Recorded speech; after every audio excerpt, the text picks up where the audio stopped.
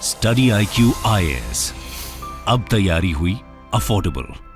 नमस्कार दोस्तों आपने देखा होगा कि रिसेंटली यूएस और चाइना के बीच में जो रिलेशंस है वो काफी ज्यादा खराब हो गई है। उसका मेन कारण है कि नॉर्थ अमेरिका में अगर आप देखोगे, यूनाइटेड स्टेट्स और कनाडा में, तो कुछ ऐसे इंसिडेंट्स हुए हैं जिसकी वजह से यूनाइटेड स्टेट्स की जो एयर फोर्स है उनको जो स्पाई बलून हो गया, अनआइडेंटिफाइड ऑब्जेक्ट हो गया, उसको शूट डाउन करना पड़ा है। अभी क्या हुआ है कि आज सुबह सुबह एक और लेटेस्ट खबर आया है कि यूएस मिलिट्री ने 4th फ्लाइंग ऑब्जेक्ट को शॉट डाउन कर दिया। और ये बेसिकली आपको पता होगा कि यूनाइटेड स्टेट्स और कनाडा के बीच में यहां पर ग्रेट लेक्स हैं। ये ग्रेट लेक्स में ही ये पर्टिकुलर ऑब्जेक्ट पाया गया है और ये आप खबर देख पाओगे, US shoots down octagonal flying object near military sites in Michigan. तो इसको डिटेल से जानेंगे कि एग्जैक्टली अभी चल क्या रहा है, परिस्थिति क्या है। और यहां पर एक और खबर ये आई थी कि जो यूएस है वो चाह रहा था चाइना के डिफेंस मिनिस्टर से बात करना, लेकिन चाइना बात करने से इनकार कर दिया है। तो सारे परिस्थिति को समझेंगे, काफी कुछ जानने को है। चलिए आगे बढ़ते हैं, लेकिन उससे पहले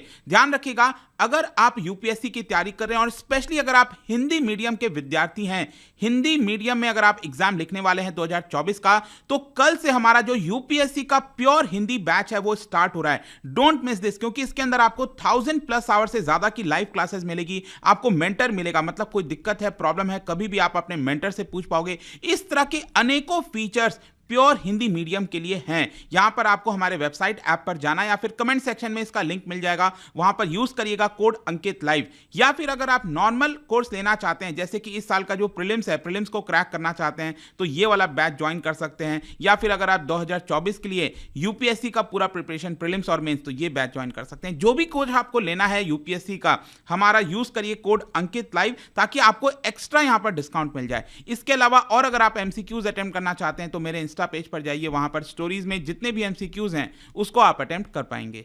तो चलिए शुरुआत करते हैं और सबसे पहले देखते हैं एग्जैक्टली हुआ क्या। देखिए, अभी मैंने आपको बताया था कि यूनाइटेड स्टेट्स और जो कनाडा है उनका जो मैप आप देख सकते हो, यहां पर ईस्टर्न साइड में, ये अगर आप देखोगे, इनको कहा जाता है, ये जो व्हाइट कलर में आप देख रहे हो, ये बेसिकली लेक्स हैं, इनको ग्रेट लेक्स कहा जाता है। और ये ग्रेट लेक्स आप देख सकते हो कई प्रकार के हैं, जैसे कि ये वाला है, इसको लेक सुपीरियर कहा जाता है, ये लेक मिशिगन है, लेक हुरॉन है, लेक आयर है, लेक ओंटारियो है। तो यहां पर बताया ये जा रहा है कि यूएस मिलिट्री फाइटर जेट्स के द्वारा जो लेक हुरॉन है, ये जो लेक की हम बात कर रहे हैं, यहां पर 4th फ्लाइंग ऑब्जेक्ट, क्योंकि पिछले 1-1.5 हफ्ते में आपने देखा होगा कि कई ऐसे इंसिडेंट्स हुए हैं कि जो फ्लाइंग ऑब्जेक्ट है वो देखा गया है यूएस के द्वारा, कनाडा के द्वारा, और उसको फाइनली यूएस की जो फाइटर जेट है उनको अपने मिसाइल्स के माध्यम से उसको डिस्ट्रॉय करना पड़ा है। और ये बताया जा रहा है कि लेक हुरॉन में आज सुबह सुबह, मतलब कि अमेरिका में तो क्या है, 12 तारीख चल रहा था, लगभग दोपहर का समय था, 2-2:30 बजे का समय था, तब यहां पर बताया जा रहा है कि F-16 फाइटर जेट्स के माध्यम से जो मिसाइल है वो फायर किया गया है और ये जो फ्लाइंग ऑब्जेक्ट देखा गया था लेक हुरॉन के ऊपर, उसको डिस्ट्रॉय कर दिया गया है। और यहां पर बेसिकली बताया यही जा रहा है कि जो प्रेसिडेंट जो बाइडेन है, उन्होंने यहां पर ऑर्डर पास किया ताकि यूएस कनाडा बॉर्डर पर जो भी ऑब्जेक्ट पाया गया है उसको डिस्ट्रॉय किया जा सके। एंड इनफैक्ट आप देख सकते हो जो पेंटागन के स्पोक्स पर्सन है, मतलब कि वहां की जो डिफेंस का जो पूरा डिपार्टमेंट है, उनके द्वारा यहां पर ऑफिशियल स्टेटमेंट आया है कि ऐसा हमें लग नहीं रहा था कि कोई मिलिट्री थ्रेट होगा, लेकिन इसकी जो हाइट थी ना, ये जो बलून है या फिर जो भी कुछ है, यहां पर मैं आपको इसको लेकर भी कुछ डिबेट है कि बलून बोला जाए, इसको क्या बोला जाए, लेकिन यहां पर क्या है कि आप समझिए कि हमारे जो एयर स्पेस होते हैं उसमें जो कमर्शियल जेट्स होते हैं, जो कमर्शियल जो एयरप्लेन्स वगैरह होते हैं जिससे हम ट्रैवल करते हैं, उनकी हाइट 12 किलोमीटर तक के अंदर होती है, ठीक है। और ऊपर जो फाइटर जेट्स होते हैं उनकी हाइट 20 किलोमीटर तक के ऊपर होती है, ठीक है। ये जो फ्लाइंग ऑब्जेक्ट देखा गया लेक हुरॉन के ऊपर, ये बताया जा रहा है लगभग 20,000 फीट के आसपास था। अब 20,000 फीट का मतलब आप समझ सकते हो 6 किलोमीटर आसपास।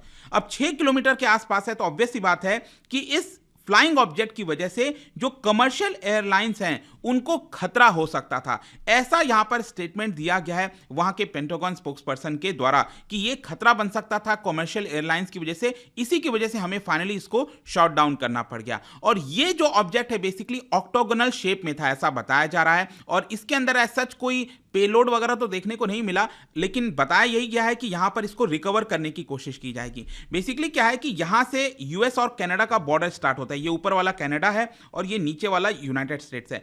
तो जो लेक हुरॉन में ये जो ऑब्जेक्ट गिरेगा वो कैनेडियन बॉर्डर की तरफ, कैनेडियन वाटर की तरफ चला गया है। तो वहां से उसको रिकवर किया जाएगा और उसके बारे में जानकारी ली जाएगी कि एग्जैक्टली यहां पर है क्या। लेकिन यहां पर एक और चीज मैं आपको बता दूं कि यूनाइटेड स्टेट्स के जो एयरफोर्स जनरल हैं ग्लेन वैन हेरेक, उनके द्वारा यह बोला गया, क्योंकि उनकी जिम्मेदारी है जो नॉर्थ स्पेस है, यूनाइटेड स्टेट्स का एयर स्पेस है, उसको प्रोटेक्ट करने की जिम्मेदारी इनके ऊपर है। तो जब रिपोर्टर्स के द्वारा उनसे पूछा गया कि आपको क्या लगता है ये ऑब्जेक्ट है क्या, इतने सारे जो फ्लाइंग ऑब्जेक्ट्स आ रहे हैं, तो हम सबको दिख रहा है कि यहां पर एक प्रकार का ये बलून जैसा है। अब ये स्पाइंग के पर्पस से है, किस पर्पस से है, ये पूरी तरह से क्लैरिफाई नहीं हुआ है। लेकिन जो जनरल हैं, एयरफोर्स के जो जनरल हैं यूनाइटेड स्टेट्स के अंदर, उनका कहना है कि देखिए अभी के लिए हम इसको फ्लाइंग ऑब्जेक्ट ही बुला रहे हैं, हम इसको कोई बलून नहीं बुला रहे हैं, हम अभी के लिए इसको सिर्फ फ्लाइंग जो है ऑब्जेक्ट बुला रहे हैं। मे बी कई सारे जो पॉसिबिलिटीज हैं उसको तराशा जाएगा। इनफैक्ट उनका तो यह भी कहना था कि क्या ये पृथ्वी के बाहर से भी आया है, उसको भी हम देखेंगे, क्या इसका जो एक्सप्लेनेशन है वो अभी तक हम पूरी तरह सिद्ध नहीं कर सकते हैं। तो हर एक जो एंगल होता है वो हम देखने की कोशिश करेंगे। वैसे यहां पर मैं आपको बता दूं कि रिसेंटली कई ऐसे इंसिडेंट्स हुए हैं। इसकी शुरुआत बेसिकली हुई थी 4 फरवरी से। मैं मैप के माध्यम से आपको दिखाना चाहता हूं। ये अगर आप देखोगे तो 4 फरवरी साउथ कैरोलिना के यहां पर जो बीच है, वहां पर सबसे पहला जो ऑब्जेक्ट है वो डिस्ट्रॉय किया गया था यूएस के द्वारा 4 फरवरी को। उसके बाद पिछले 3 दिन से आप देखोगे तो लगातार ये इंसिडेंट हो रहा है। फिर दूसरा जो इंसिडेंट है वो 10 फरवरी को आप देख सकते हो अलास्का। अलास्का आपको पता है ये आपका यूनाइटेड स्टेट्स का ही पार्ट है, ठीक है, जो बहुत पहले यूएस ने रशिया से खरीद लिया था। तो यहां पर ये फ्लाइंग ऑब्जेक्ट देखा गया। उसके बाद 11 फरवरी को क्या हुआ कि कनाडा में ये फ्लाइंग ऑब्जेक्ट देखा गया था। तो कनाडा ने खुद रिक्वेस्ट किया था जो बाइडेन से कि प्लीज आप अपने एयरफोर्स को बोलिए ताकि इसको शॉट डाउन किया जा सके। तो वो भी खत्म किया गया। और फिर आज सुबह सुबह ये जो मैंने आपको बताया लेक हुरॉन में ये वाला देखा गया है। अगेन इन सारी चीजों की वजह से बहुत ज्यादा जो टेंशन है वो गहरा गई है। जो सबसे पहला इंसिडेंट हुआ था जब यूनाइटेड स्टेट्स ने 4 फरवरी को इसको शॉट डाउन किया था इस फ्लाइंग ऑब्जेक्ट को, तब यहां पर चाइना ने ऑब्जेक्ट किया था। चाइना ने कहा था कि यूएस जो भी इसको शॉट डाउन कर रहा है वो गलत है, क्योंकि चाइना का कहना था कि देखिए ये एक वेदर मॉनिटरिंग डिवाइस है। देखो मैंने आपको अभी बताया कि यूनाइटेड स्टेट्स के जो जनरल हैं वो कुछ और भी कह रहे हैं। वो कह रहे हैं कि हम सारे एंगल्स को तलाशने की कोशिश कर रहे हैं,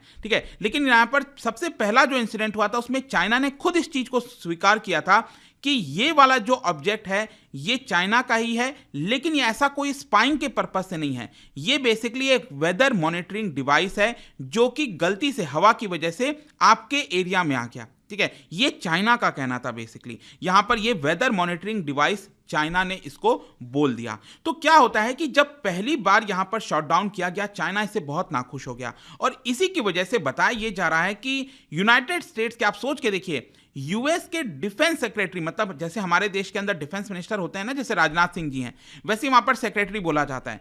तो यूएस के जो डिफेंस सेक्रेटरी हैं उनका नाम है लॉयड ऑस्टिन। उन्होंने यहां पर बीजिंग को फोन किया, ठीक है। बीजिंग को ऑब्वियस सी बात है, जो चाइना के डिफेंस मिनिस्टर हैं उनका नाम है, ये है जनरल वी फैंग ही, ठीक है। उनको यहां पर कॉल किया गया और ये कॉल बेसिकली एक स्पेशल क्राइसिस लाइन के माध्यम से किया गया।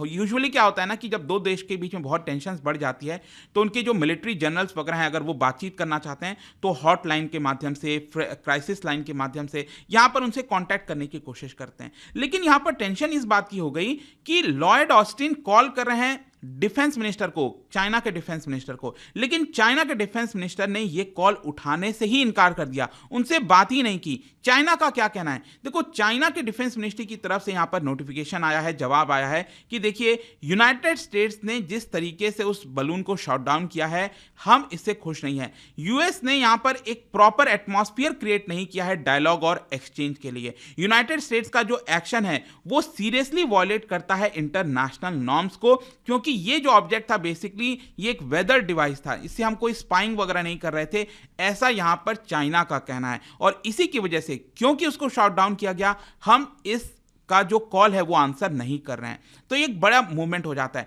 तो जैसे ही ऐसा हुआ तो अगेन यूएस से पूछा गया कि आपका क्या कहना है इसको लेकर। तो देखिए यूएस की तरफ से बयान आया कि एक बहुत ही डेंजरस है, दैट्स रियली डेंजरस।